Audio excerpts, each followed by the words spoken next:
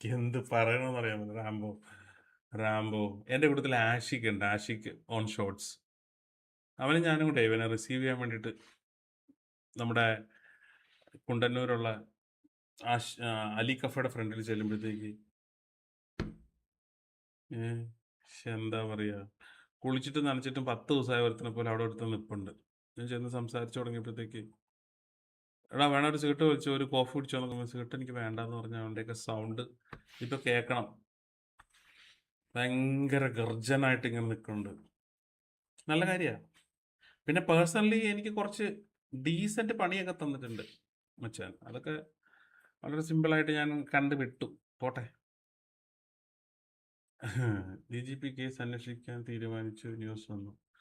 ബഹുമാനപ്പെട്ട അതോറിറ്റി അത് അന്വേഷിക്കട്ടടാ, അത് നല്ല കാര്യമല്ലേ? അപ്പം നിങ്ങൾക്ക് ആരെയും കുറ്റപ്പെടുത്താൻ പറ്റില്ലല്ലോ. അന്വേഷിച്ചതിൻ്റെ തെളിവിൻ്റെ കാര്യങ്ങളൊക്കെ കിട്ടുമ്പോൾ നല്ലതല്ലേ അത്? അന്വേഷിക്കട്ടെ. നമുക്കിതൊക്കെ പുറത്തുനിന്ന് കാണാം. ഡ്യൂ കോൾ തപ്പി ആഫ്റ്റർ ഡ്രഗ്സ് ഉപയോഗിക്കുന്നുണ്ടോ തപ്പി? ആ, അടുത്ത ചോദ്യം എന്നോട്. ഞാൻ എന്തിനാണ് ഇതിന് ഉത്തരം പറയണത്? ചായൻ എവിടെയാ നിൽക്കണേ? ഇങ്ങോട്ട് പോകാമെന്ന് പറഞ്ഞ് എന്നെ വിളിച്ച് നിർത്തിക്കൊണ്ടാണ് ഇതൊക്കെ ചെയ്യണത്. ഒരിക്കലുമില്ല. നിങ്ങൾ ഇതൊന്നും വിശ്വസിക്കേണ്ട കാര്യമില്ല. തീർച്ചയായിട്ടും. അച്ചായ പറയാൻ പറ്റുമോ തൊപ്പി എന്താണ് അച്ചായൻ ശരത്തായിട്ട് പ്രശ്നം? എനിക്ക് പ്രശ്നമൊന്നുമില്ലടേ. ഓരോ കാര്യങ്ങൾ പറഞ്ഞ് കൊണയടിച്ച് അവനവൻ്റെ ഒരു കാര്യമുണ്ടേ. നമ്മൾ ആരുടെയെങ്കിലും മുമ്പിൽ ആളാവണം എന്നുണ്ടെങ്കിൽ നമ്മളുടെ കഴിവ് കൊണ്ടാവണം, അല്ലാണ്ട് വേറൊരാളെ ചവിട്ടിക്കൊണ്ടാവരുത്. അപ്പോൾ അതൊക്കെ മനസ്സിലാക്കിയാൽ നമുക്ക് പിന്നീട് അതിനകത്ത്, ഞാൻ കൊണ്ട വിട്ടവൻ അവൻ എനിക്കിട്ട് പണിയാൻ നോക്കി കഴിഞ്ഞാൽ ഞാൻ പിന്നെ ആ പണി കിട്ടാൻ വേണ്ടി അവിടെ പോകണോ? അതുമൊക്കെ വൺ ഓഫ് ദ തിങ്സ് ആയിട്ട് നമ്മൾ മാറ്റി വെച്ചു. നമ്മൾ ഒഴിവായി പോകുന്നു, അത്രേ ഉള്ളൂ. തൊപ്പി നല്ലതാണോ? തൊപ്പി എനിക്ക് നല്ലതാണ്. നിങ്ങൾക്ക് മോശമാണോ? എനിക്ക് അറിഞ്ഞൂടാ. ഡിഡ് യു കോൾ തൊപ്പി ആഫ്റ്റർ ദിസ്?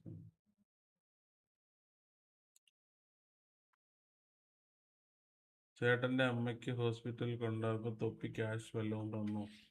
ഇല്ലയോ? അവന് ക്രിപ്റ്റോ സ്ക്രിപ്റ്റ് ആയിരുന്നു. അതെ അതെ, അവൻ സ്ക്രിപ്റ്റ് ആയിരുന്നു. പക്ഷെ എനിക്ക് ചെയ്തോ ഇല്ലയോ എന്നുള്ളതൊക്കെ നമ്മൾ എന്തിനാണ് വെറുതെ ഇവിടെ പറഞ്ഞത്? നമ്മൾ അങ്ങോട്ടും ഇങ്ങോട്ടും പറഞ്ഞിട്ട് എന്ത്? നിങ്ങൾ കൊണ്ടുത്തരുമോ ഇപ്പൊ തന്നില്ലെങ്കിൽ? അല്ലെ തന്നത് കുറഞ്ഞു പോയെങ്കിൽ അച്ചായ കുഴപ്പമില്ല, ഞാൻ നിങ്ങൾക്ക് ഇത്രയും തരാമെന്ന് പറയുമോ? ഇല്ലല്ലോ. Leave that.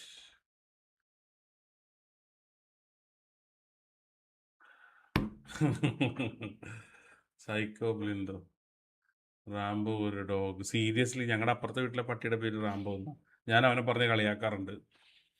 To be honest. Okay. Rambo മൈരനാണെന്ന് പറയുന്നു. What about Mammu?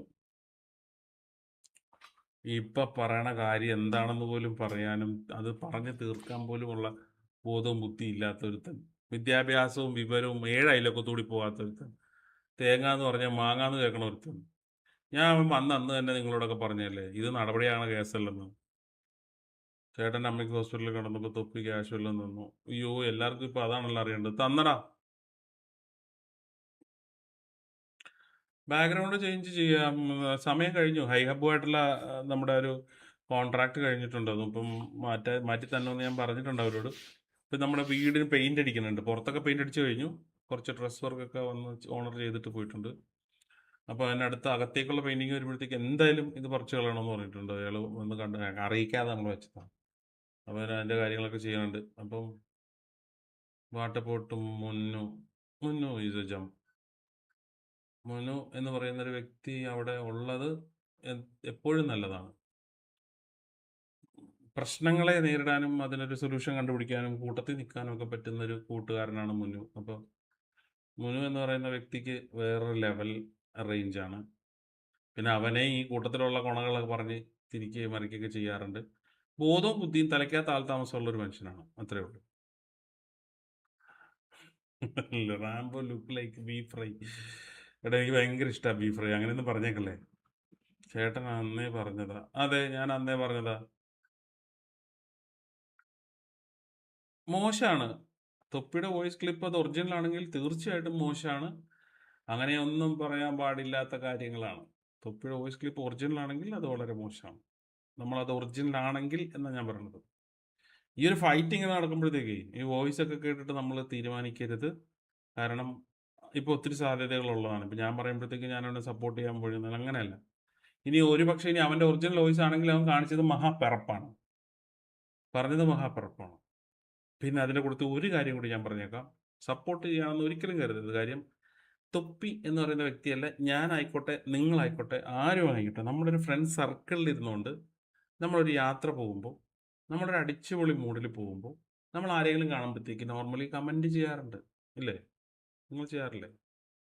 അപ്പോൾ അതൊക്കെ കണ്ടിട്ട് അതിനെ വേറൊരു രീതിയിൽ നമ്മൾ പറയുന്നതിനൊക്കെ ഒരു മര്യാദ ഉണ്ടാവും. ഇപ്പം ഈ പറഞ്ഞതൊക്കെ മര്യാദയുടെ അപ്പുറത്തേക്കുള്ള കാര്യങ്ങളാണ് പറഞ്ഞത്. അപ്പോൾ ആ പറഞ്ഞ കാര്യങ്ങളെ ആരും അറിയാതെ റെക്കോർഡ് ചെയ്തിട്ട് വെളിയിൽ കാണിക്കുക എന്ന് പറയുന്നത് മഹാദരിദ്രമാണ്. അതിനോട് ഞാൻ എന്ത് പറയാനാണ്?